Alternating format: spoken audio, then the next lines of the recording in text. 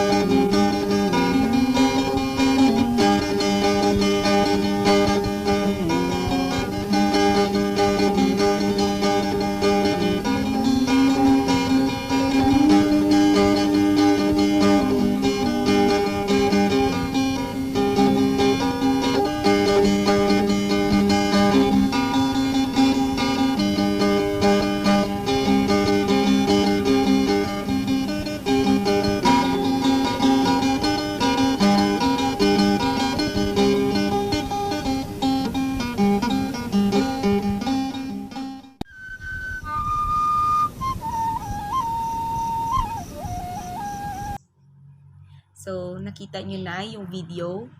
So those are the Aetas. So doon sa video makikita ang dances ng Aetas, physical appearance ng mga Aetas. So for the following presentation, ipapakita ko sa inyo yung history, culture, traditions, music, dances of the Aetas. But before that guys, are you all wondering why is it merong tribes or madaming tribes dito sa Philippines? There is a factor kasi kung bakit madaming tribe dito sa Philippines. First is that we are rich in natural resources. So specifically, mayaman tayo sa mga pinagkukunan ng pangunahing pangangailangan. Kasi we have plenty of plants dito sa Philippines. Tsaka mayaman din tayo in terms of sa mga water resources, ganyan. So, yung mga sinaunang panahon, yung mga ninuno natin or yung mga tao na dito sa Philippines is pumunta para maghanap or para matustusan yung pangunahing pangangailangan nila. So, this presentation, which is the all about Aeta tribe, i-explain ko sa inyo kung ano-ano ba sila, kung bakit, what are the histories of the Aetas, what are their cultures, and what are the dances of the Aeta. So first, the history, cultures, and traditions of the Aeta. So Aeta or Agtas, sila ang unang nanahanan or nanirahan dito sa ating island, which is the Philippines. So, bakit paano sila nakapasok dito sa ating island? So merong theory na na-create because of that question. So that theory is called Bering Land Bridge theory. So that theory is 30,000 years ago daw is merong land bridge. Yan yung way ng mga Aeta noon para pumuntas or mag-hop in to other island. So yan yung ginamit nilang way para pumunta dito sa Philippines. So as time goes by, nag-occur na ang climate change. So ang ice glaciers sa ilalim ng lupa is natutunaw. That is the reason why is it the land bridge destroyed itself. So, hindi na makabalik ang Aeta kung saan man sila nanggaling. That is why nagstay sila dito sa Philippines. And because of that, tinawag din ng Aetas na jungle survivors. Why? Kasi ang unang pinuntahan talaga ng mga Aetas is sa mountainous area, which is sa mga bukid. So, it is understandable talaga na jungle survivor sila kasi for them to live or for them to survive in the said society or in the said environment, kailangan nilang malagpasan lahat ng pagsubok. So Aitas are also distinguished as dark to dark brown skin, curly hair, or 5 feet tall. Nakita naman natin sa video previously na maitim talaga sila, kulot yung buhok, at saka maiigsi ang mga Aitas. So, they are live near Mount Pinatubo in Zambales accounts. But in the year 1991, month of June, sad to say, Mount Pinatubo erupted, and that is the reason why is it lumiit ang population ng mga Aitas kasi most of the Aita tribes ay nanirahan sa Zambales, specifically sa bundok. Sa bundok yan sila nakatira ang mga Aitas. Next. So, according to the study in 1975, there are 23,000 Aitas live in the Philippines. So, some Ilocano-speaking neighbors call the Aitas in northern Luzon as Pugot. So, yung ibang tribe na naman, na meron na naman dito sa Philippines, or specifically the Ilocano, tinawag silang Pugot, meaning darker complexion, meaning maiitim talaga sila. So, ang Aitas ay hindi lang sa Zambales makikita. They are found in Tarlac, Pampanga, Angeles, Olongapo, Panay, Bataan, and Nueva Ecija. So, ang mga Aita din, they are called nomadic. Why? Because they build their own houses made of trees and banana leaves. Kasi 'di ba nasa mountainous area lang sila. And then nung yung mga taon-taon din is hindi pa familiar sa kanila yung mga semento or ano pa dyan, mga makabagong mga materials for making the houses. So, dyan sila ang una nilang ginamit para makapagpatayo ng kanilang tirahan is mga kahoy, mga dahon, yan. Aitas are also monotheist and animist, which means nagwo-worship sila sa mga environmental spirits, and they believe in deities wherein they are giving their full effort. So, because they are living in mountainous areas, so naniniwala talaga sila sa mga anito or like that, mga deities, or sa mga sumasamba sila sa mga malalaking kahoy, mga malalaking bato, or mga halaman, or mga hayop man dyan. So, the religion of the Aitas. So, punta naman tayo sa religion ng mga Aita. So, the reason why is it, di ba, maraming colonizers ang pumasok dito sa Philippines. So, first na nag-colonize sa atin is the Spaniards. So, pagpasok ng mga colonizers, specifically the Spaniards dito sa Philippines, di ba sila ang nagdala ng Catholic or Roman Catholic dito sa Philippines? Hindi nila nakuha ang simpatya ng mga Aita. Kasi, ang mga Aitas is nakatira, 'di ba, sa mountainous area. Ang mga Aitas is nakatira, 'di ba, sa mountainous areas. So hindi nila nakuha man lang ang puso or nakuha man lang ang simpatya ng mga Aitas na maging or ipasok sa kanila yung religion na Catholic. So, yung mga Aita tribe remained or preserved their cultural traditions and belief. So, first, Aitas, because they are animist or monotheist, they believe in Anito or Kamana. So, Anito means For example, mga forest, rock, trees, and streams, yung mga ilog, mga maliliit na mga river-like mga bagay-bagay sa paligid ng mga kung saan man nakatira yung mga Aita. So, Kamana, they have no place and room around. They perform different rituals according to their daily activities. So, yung mga Aitas daw, nagpe-perform ng mga rituals according sa daily activities nila. Like, for example, pag di ba mga jungle survivors sila.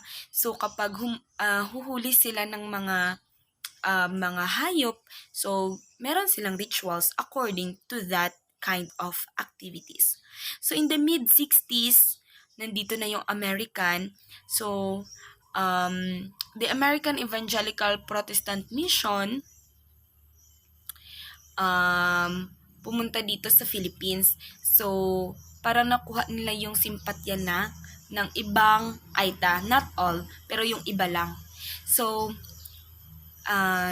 the Aita women will gather and perform the ritual at night before gathering of shellfish. So, on the other hand, ito na naman yung mga activities, ito na naman yung mga rituals na ginagawa ng mga Aita tribe according to their daily activities.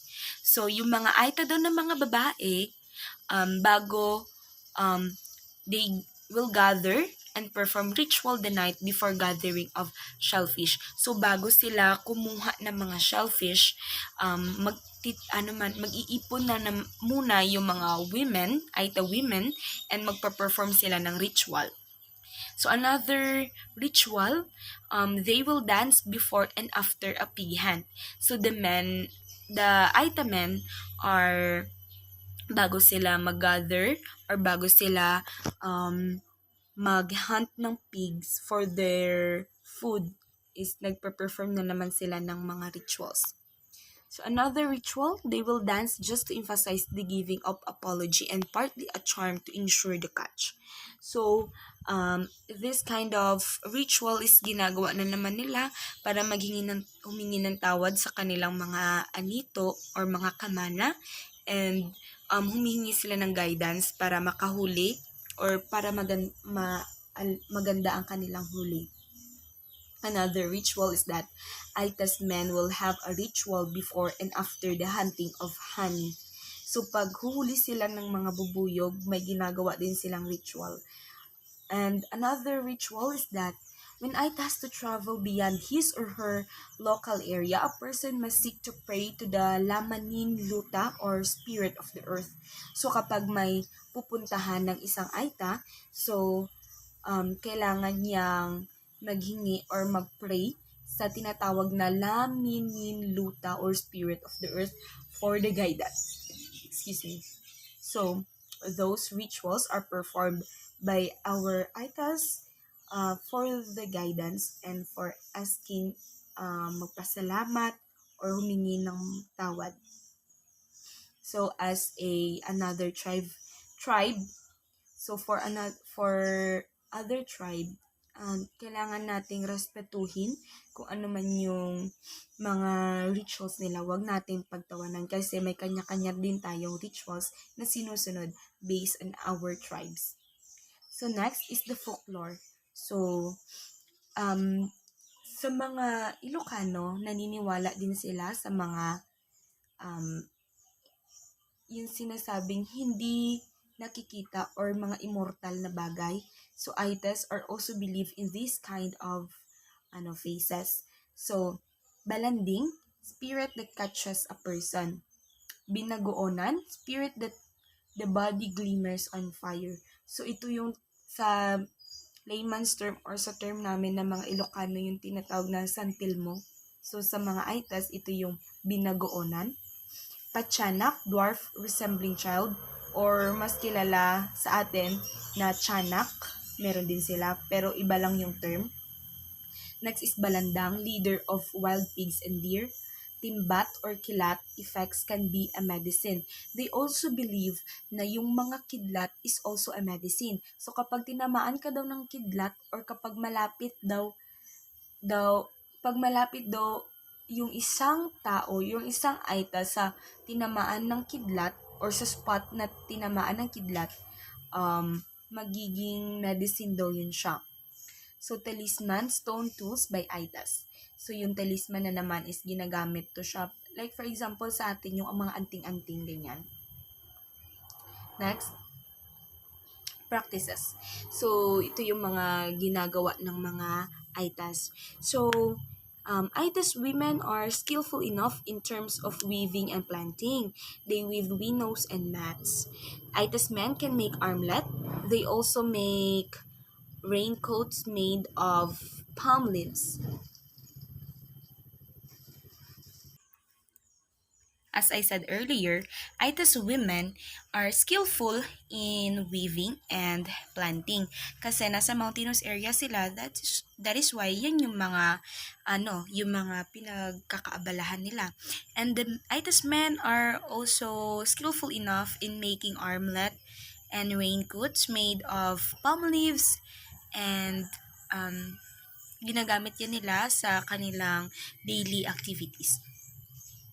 So, ito yung mga attires na sinusuot ng mga Aitas during their, kumaga, may mga rituals silang ginagawa. So, lubay, undercloth of men.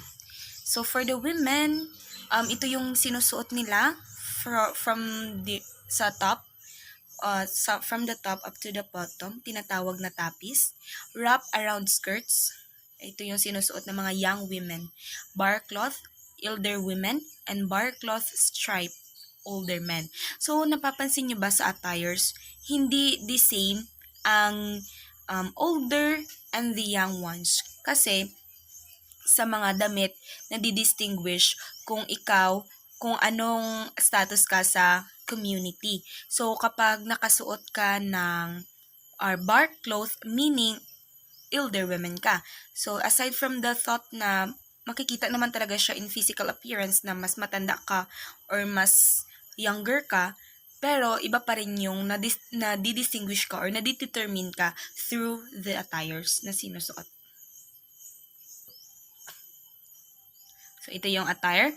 Ito yung attire sa women, and ito naman yung attire sa men. Yan yung mga attires ng Aitas.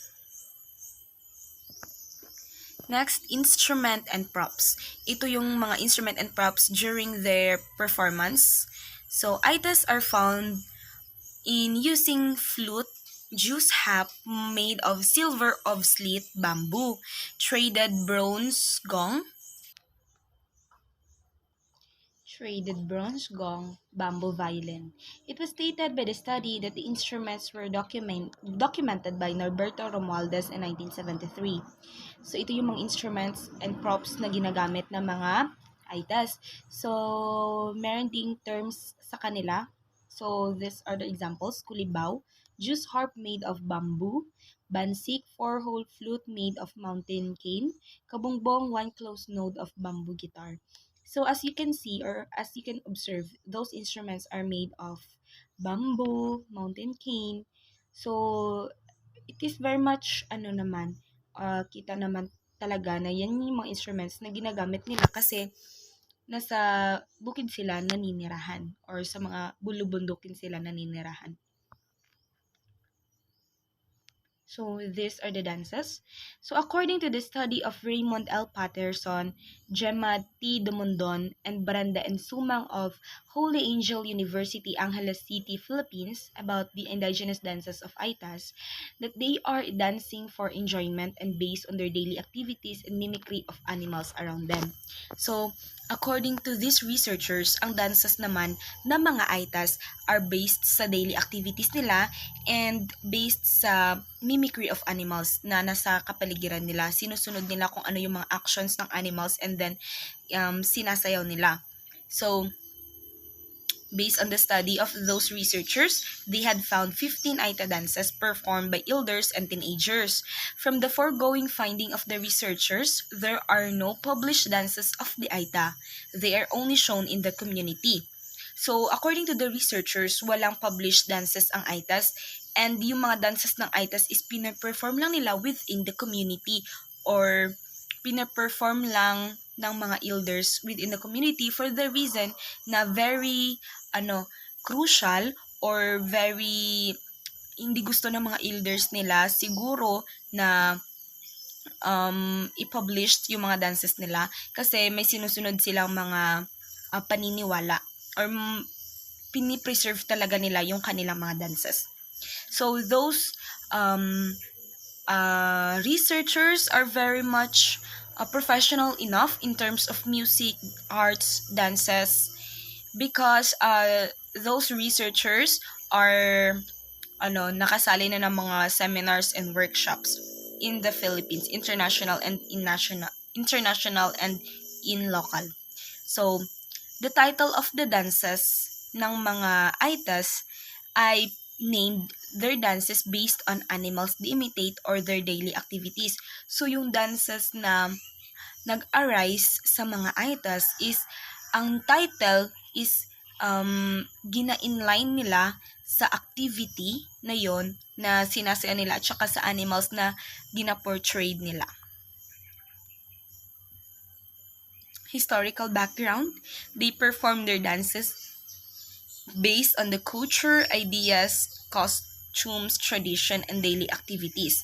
So, the dance steps, usually it is more on sequence of foot and arm movement. So, yung movement or yung mga kadalasan sa mga steps ng Aeta dances is more on hand and foot movement, foot and arm movement. So, music, they use givaran, bakil, or gitaha to accompany the dance, and they use flute to make the melody a harmonious one. So, ang music na naman is meron silang ginagamit na mga instruments. So, it is the givaran, bakil, or gitaha, and ginagamitan din nila ng flute para mas maging harmonious or mas maging masarap sa pandinig ang kanilang music. So, these are the 15 dances of Aeta. Number 1 is anituan, curing dance. Sinasayaw to para pagaling yung may mga sakit. Batong baboy, shows how to catch and transport pigs. Binabayani or war dance. Ihad, planting along hillside. Humbo-himbi calls nature spirit. Lapinding, looking a partner for making love. Patetet, cure sick people. Pinapanilan or reenactment of bee hunting. And talikbaki or movement of the monkey. Talikbarak, movement of the lizard. Talikhipon, movement of the shrimp. Taliklangyaw, movement of the flies. Talikmanok, movement of bird. Talikpalo-palo, movement of butterfly. And talipi, women acts as medium. So those are the 15 dances or basic dances of the Aetas. So this dances na ipapakita ko sa inyo is merong movement or measurement. So first is the ihad. So ihad means sayaw sa pagtanim in Tagalog. In the English, planting dance, or in Pampanga, pamananam. So, that is the meaning of ihad. So, this kind of dance is pinaperform gina-portray nila paano magtanim ang mga Aetas. So, the historical background of this dance depicts the way of how Aeta plants seeds on the hillside, using bamboo stick to dig the ground by the male farmer, and the female farmer will plant seeds. The elder female lead the planting followed by the younger ones. So, it is very much understandable naman, no? So, the costume, yung male performers, sinusuot nila yung lubay, and the female wear tapis. Time signature, 3/4 and 2/4. So, props, because it is a planting dance, so kailangan nila ng bamboo pole, coconut shell, and the seeds. So, para mas maging kapanipaniwala yung pinaperform nila na dance. So, ito yung formation. Next, dance steps. Aeta walk, Step right foot forward. At the same time, place left foot closer to right foot, slightly lifted. At the same time, sway the hip to the right. Do the same starting on left foot. Do this alternately. So for the intro, male and female show praise and offer their activity to Apo na Malayari, their god, for more bountiful outcome. Male and female dancers raise their arms with open palm upward and head up. Then bring the arms downward, passing along the front of their body. At the same time, slightly bend their body. Do this for 2 times. So this is a form measurement. So male picks up the bamboo pole in front, then position it in front of his body, right hand gripping on top of the bamboo pole, shoulder level, and the left hand gripping the lower part of the bamboo pole, hip level. While the female sits on the heels, then place the coconut shell with the seeds on the ground. So sa letter B na ng intro, magkahiwalay na ang male at saka female, may kanya-kanya na silang pina-perform or may kanya-kanya na silang ginagawa. So in figure 1, kutsoyan, moya, or digging the plot, or in Tagalog, pagbubungkal ng lupa. So sa pagtatanim, di ba, first talaga na ginagawa is ang pagbubungkal ng lupa. So letter A, facing the audience, execute 2 gallop step to the right. While doing the gallop step, dig the ground using the bamboo pole. This is 2 measurement. Repeat A on the left side, starting with the left foot. So 2 measurement. Repeat A and B 3 more times, 12 measurement. And facing the female dancers, repeat A to C, 16 measurements. So for the female actions, after 8 measures of male dancers, papasok ang ladies. Execute Aeta walking movement from the side, moving forward, and at the end side of the male, 8 measurement. Kneel in place. Hold in place the coconut shell in your lap. So, luluhod yung mga female. This is a 2 measurement. Pause for 6 measures. Hinto for 6 measure. Place the coconut shell with seeds on the floor, slightly forward right. Fix the lower part of the dress or tapis. This is where the seeds will be placed. So, ayusin yung suot nilang tapis kasi doon ilalagay yung seeds. This is a 3 measures. Hold the lower middle part of the dress or tapis with her left hand. So, hawakan na ng left hand ang or lower or the middle part of the dress or the tapis. This is 1 measure.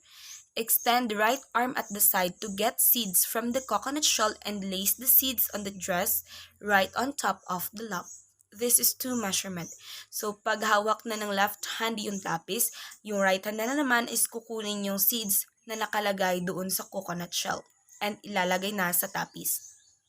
Repeat letter G twice. This is 4 measurement. Stand up and finish in slightly bended knee with the torso leaning slightly forward. This is 2 measurement.